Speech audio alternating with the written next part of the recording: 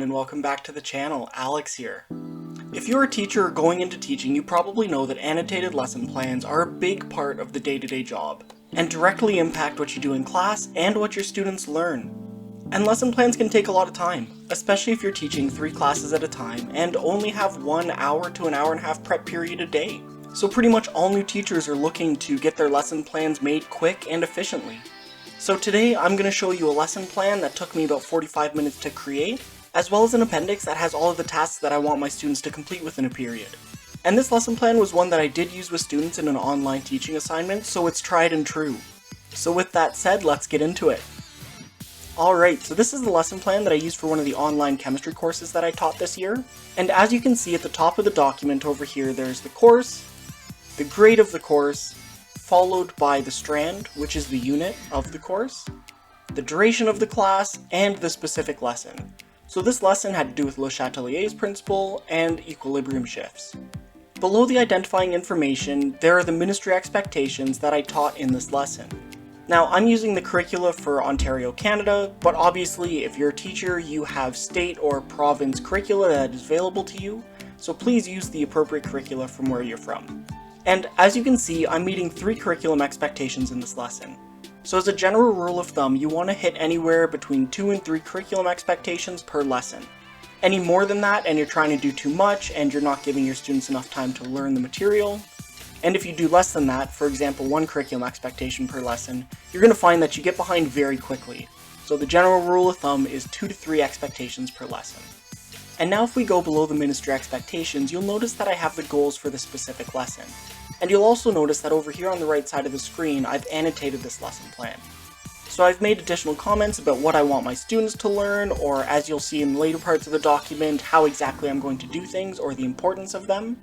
And I'll explain those comments as I go through the lesson plan. And now, as you're making your goals, you want to relate it to your ministry expectations, but you also want to relate it to assessment. So for example, in Ontario, we have 4 areas that we need to assess all our students on: knowledge and understanding, application, communication, and thinking. So in this lesson plan, I tried to make sure that I was covering all of those in my goals. And then you'll notice over here, the comments on the side sort of just enhance that and talk about what I want them to get out of those goals. And just in general, throughout this lesson plan, I'm not going to cover all of the scientific content because I want this to be applicable to all teachers, so I'm just sort of going to relate things to general teaching. And now if we just look below the goals a little bit, we'll see that there's a little bit of expected prior knowledge. And this piece is really important because it ties what you're learning in this lesson to what you've learned in previous lessons and previous units. And it also is used to inform the first activity that you're going to be doing, which is a minds-on activity, which is pretty much a short activity that you would run with students to get their minds on what you're going to be teaching. And pretty often this is a quick think, pair, share, or a discussion around the previous lesson that you've taught them, but there's millions of ideas online, so please just go and look up minds-on activities. And as you'll notice, while this expected prior knowledge is split between 2 pages, it's only about 3 sentences long. And then below this expected prior knowledge, you'll see that I cover the materials in the lesson, and that is both for the students to bring. So for example, in this lesson, students need pencils and pens and access to a computer. And then it also gives a list of items for the teacher to get ready. So for example, there is a small flask of a couple chemical compounds that a teacher would need to get ready to do a quick demonstration in this. And then these 3 items down below are my assessments that I include in the appendix. And overall, getting your ministry expectations and everything done up to this part only takes about 5 minutes. And now we're going to be going into the minds-on activity, which is just below the materials here. And I've done mine sort of in 2 parts, where I'm doing a brain drain with them, so that is really quickly, in like 2 minutes, write down everything you know about this topic. And that can be key terms, laboratory experiments, phrases, how the topic relates to their life, etc. And after that, I'm going to be able to pair them up with a partner and they can discuss everything they wrote down and work together to balance each other's knowledge out. And following the brain drain activity, I wanted to do a quick think, pair, share activity where I would get those pairs of students to brainstorm either equilibria that are relevant to their body or to their home life, and then pair up with a separate group of students and discuss what they came up with. And this is a really good way of having students relate their previous learnings to themselves and their environment. And you can do this in any subject, it doesn't need to be science. But overall, you don't want your minds-on activities to be more than about 15 minutes. I would say the general rule of thumb is actually 10 minutes, but in this case I wanted to go a little bit longer. And then after these minds-on activities, you're going to be getting into the meat and potatoes of the lesson. So if we just scroll down here, we will see that I'm going into the main activity. And this is going to start out with a demonstration of dinitrogen tetroxide and how that shifts to nitrogen dioxide depending on temperature. And in general, as a teacher, you'll either want to be doing a quick little, 5-10 minute lecture portion, or a demonstration to show them a concept, or a sample problem if you're in math. And what I've found about demonstrations, if you're going to be doing them in class, you should also try to find a video component, that way students can look online and either review that learning later or see it again. Maybe they didn't have a good angle to see it in person, or maybe they have some sort of disability that prevents them from taking in all that information at one time. And most demonstrations in any subjects can also be just found on YouTube, so it's pretty simple just to link a YouTube video to your lecture. And then also in the main activity, I find it amazing to do Kahoot quizzes and try to tap into students' competitive natures and their previous knowledge that they've learned and what they've taken away from this class. And they're pretty quick to make. I think I made this Kahoot quiz in about half an hour, and now I can reuse it anytime I'm teaching this topic in the future.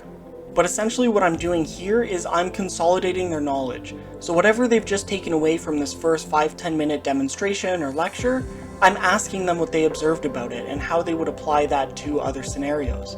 And they're not hard questions. I'm not trying to trick my students. I'm just giving them simple, easy questions that if they paid attention and took in the information, they would be easily able to get all the answers correct. Or if they somehow manage to get a couple wrong, which is completely okay and you're not expecting everyone in your class to get perfect, they can use it as a learning experience, and it sort of enforces that knowledge that you tried to give to them in the first little section of the lecture. So I'm a big fan of these little tiny quizzes popped in here and there, and if you want, you can assess them for marks on this, but I particularly am not a fan of that. I like these little pop quizzes to be almost an assessment as learning.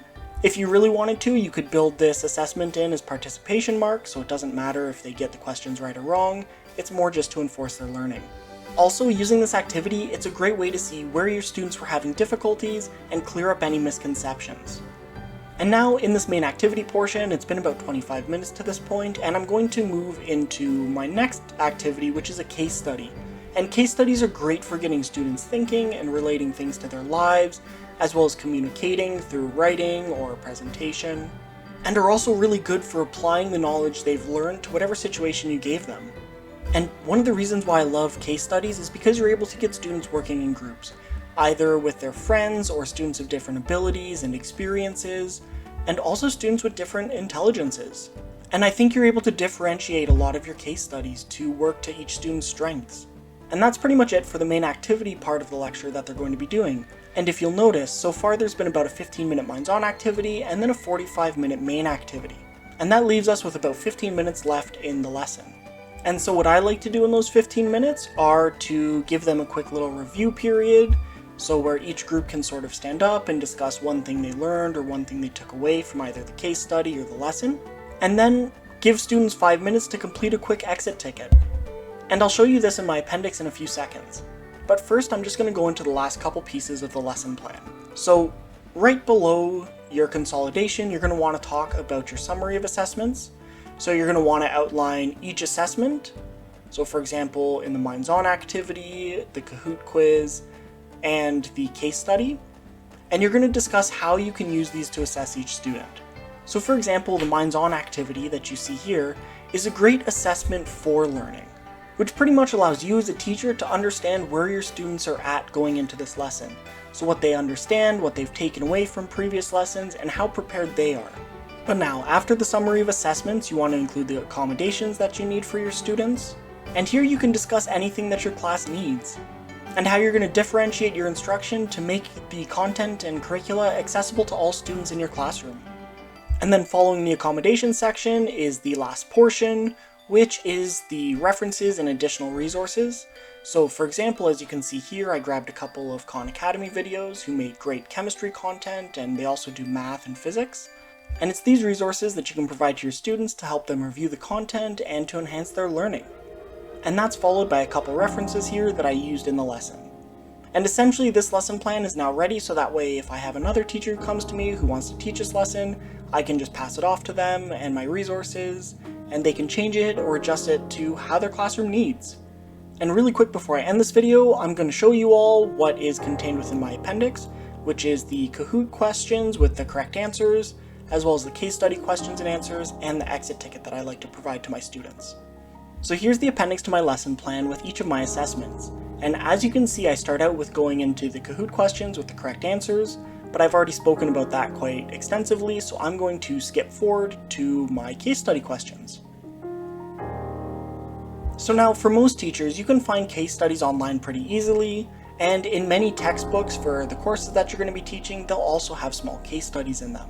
So those are great resources you could use or rip right out of there.